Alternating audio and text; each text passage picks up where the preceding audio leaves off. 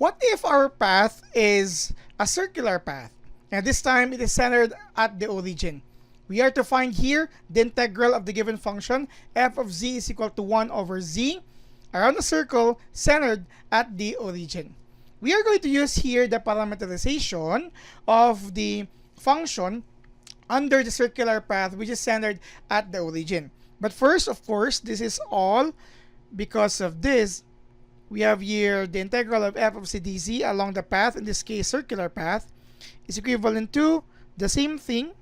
What only differs is this one here together with its first derivative, because it is with respect to your path from A to B. Now, let's not forget that if it's a circular path, we are already guaranteed that our A is actually 0 and our B is 2 pi. Because our t must be between A and B, and since it's a circular path, it is between 0 and 2 pi. So it's already okay for A and B.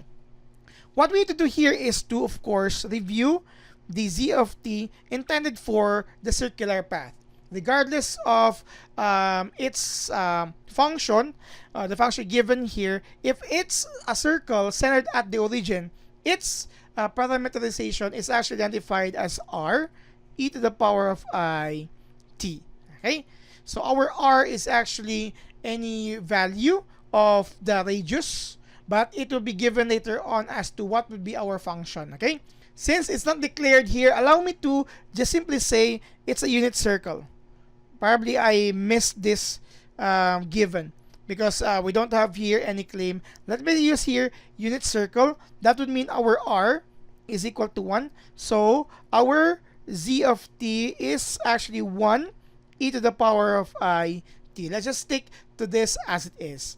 With that in mind, your z prime of t with respect to t, of course, that's e to the power of u. Its first derivative is actually u, e to the power of u as well, and du.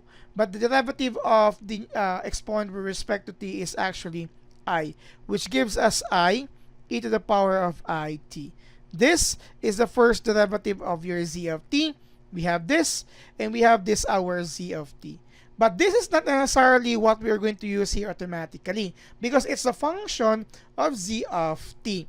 We know that our function is equal to 1 over z. So if I'm going to have here f of z of t, it's actually 1 over z of t as well.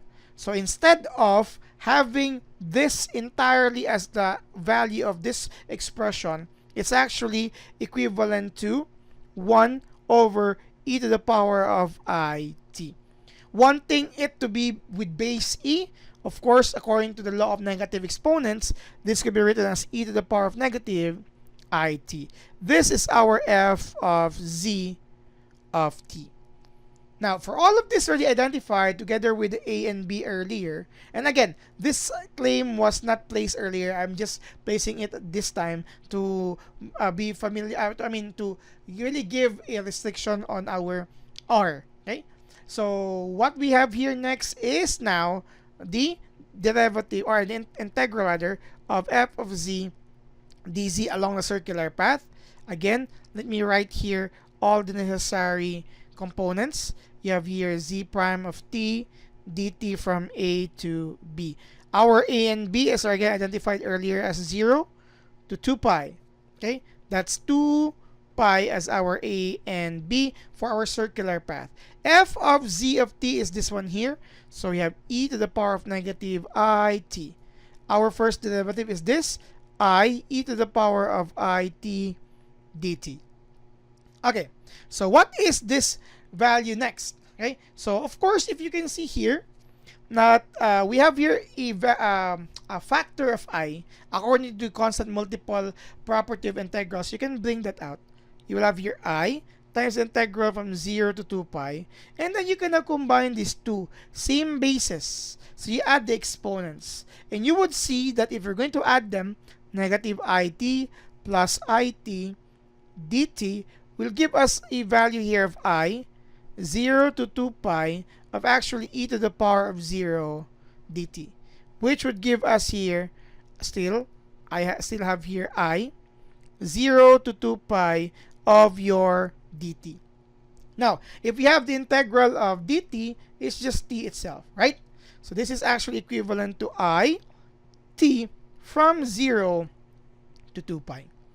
So substituting that range for your t, starting here I times 2 pi minus I times 0, which gives us 2 pi I.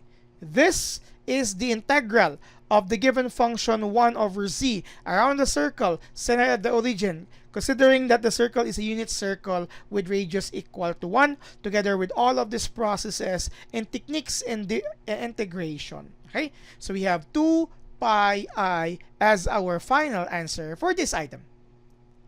Thank you very much for watching.